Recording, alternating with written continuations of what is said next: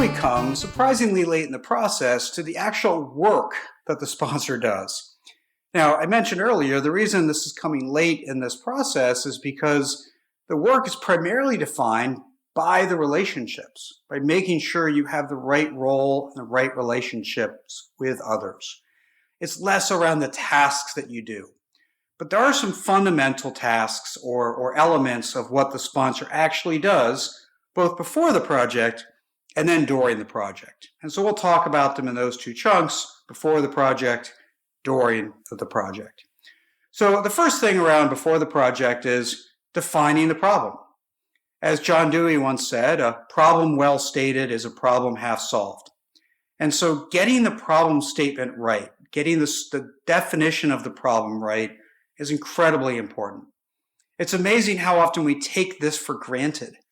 We look at the problem, we think, I see it, other people see it, how is it not obvious? But ask 10 people to write down the problem statement and then show you what they wrote, I can almost guarantee they will have written it down differently. They will have seen it differently because we experience problems differently. So it's not obvious. It's important to get it right.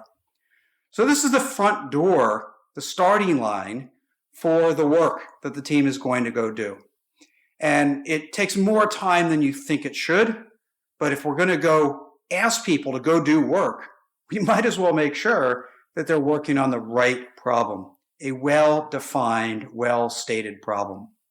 Now, part of defining the problem to me is also defining its priority. Where does this problem fit into the problem landscape of many other things going on? Is this the kind of thing that everybody should be clearing their schedules and planning a little extra time in the office? Or is this the kind of thing that we want to try to squeeze in, make it important, but don't let other balls in the air drop? Understanding the importance is really, really helpful to the team so they understand how to manage the work against other competing priorities. Now, once we define the starting line, the problem statement, we also have to define the finish line. What does good look like? Essentially, these are what I call the conditions of satisfaction. What must be true for me to be happy? Now, this is a pretty frequent and pretty massive failure on the sponsor's part sometimes, where the team comes and presents their work.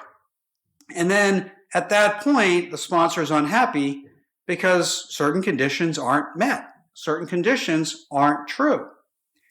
And unfortunately, this leads to rework, frustration, and lost time, perhaps as much as anything, all because we failed to articulate what must be true for us to be happy.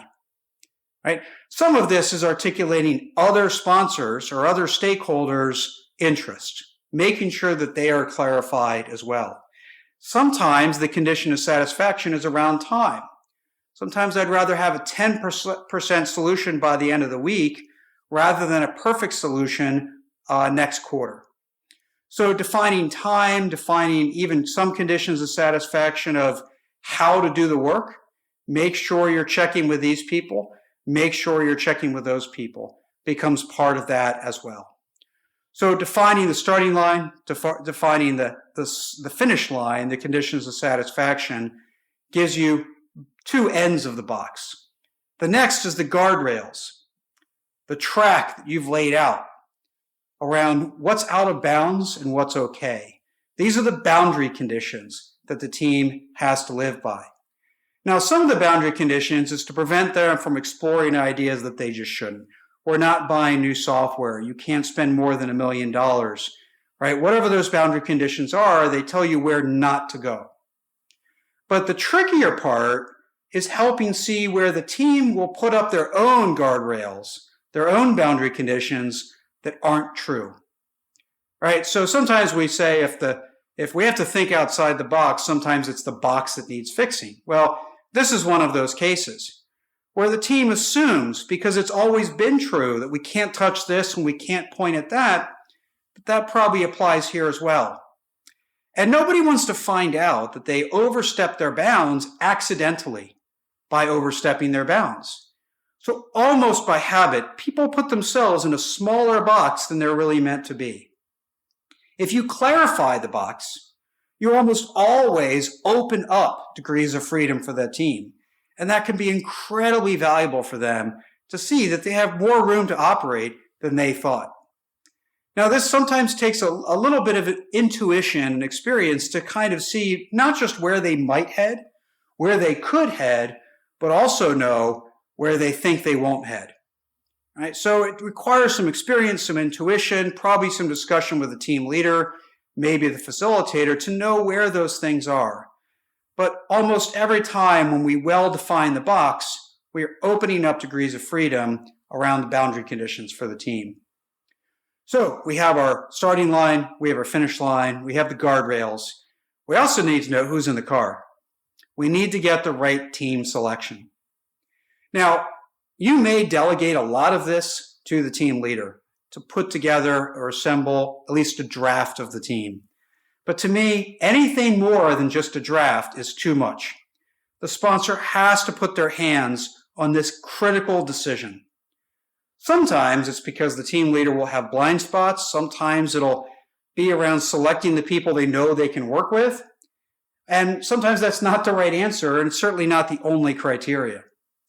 There's no formula for picking the right team. Certainly we want it as small as possible, but as possible is tricky because we want it no smaller than that. Right? Sometimes too small is we're missing critical knowledge, critical skills, or even critical chemistry. People that can come into the team and help shake it up, challenge its thinking, whatever that might be. And so we want to put the right team together that's going to get the job done. Now, when I say as small as possible but no smaller, sometimes I want a team of 5 people, but I end up with a team of 35. And we look at that team and say, who would you cut out of this and not throw away important aspects? And the answer is no one. Well, that's as small as possible. So really being critical and challenging, even if you've handed off putting the draft of the team together to the team leader, challenging every person that's there, but also every person that wasn't included, and making sure we're thinking critically about how to put the team together. And the responsibility for the right team is not something you can delegate. You can delegate some of the work, you can delegate some of the invites, you can delegate the first draft, but you can't delegate the entire task. It's too important to get right, and the sponsor should often have a unique perspective. So that's the work we do before the project gets started. The other part of the work the sponsor does is during the project. Now, this is beyond what I've mentioned before, which is, provide encouragement, show up, be interested, etc. That's just sort of a natural thing you should be doing to support the team. But there's 2 main functions to perform during the project. Now, one is to remove roadblocks, right? Remove roadblocks that the team experiences along the way. This could be as simple as they need a place to work. They don't have access to a conference room they need for 2 days, all the way to resources were redeployed and you lost key team members. Well, maybe you did lose those team members, but you still need somebody from that function. Go get the resource you need. Or access to information that you didn't have that you need in order to make decisions. Or testing a newly found boundary condition. Hey, can we go here? This wasn't, part of the boundary conditions, but we should probably check before we start going down this path. And how do we make sure that is not a false roadblock? So as roadblocks are experienced by the teams, they should have clear opportunity to go to the sponsor, ask for help, and get responsive help. The second is to recognize the need for change. So the goal of the sponsor is to listen with the intent of not interfering. Right? Pay attention, listen, know what's going on, but don't interfere. Until avoiding interference is the greater risk. Now, this could be everything from problems in a scope to the wrong team manager or team leader. And you have to make a change to the team leader or add a facilitator or change the team dynamics or whatever that might be. So at some point, right, especially long, complex projects, change is inevitable. Change will happen along the way. And you have to really make sure that the team is still headed in a useful direction. Right? They should feel unencumbered to make progress until the hill they're making progress towards is no longer the right hill, or until the team is no longer the right team, or until the leadership is no longer the right leadership. So you listen for the intent of not interfering until you need to interfere.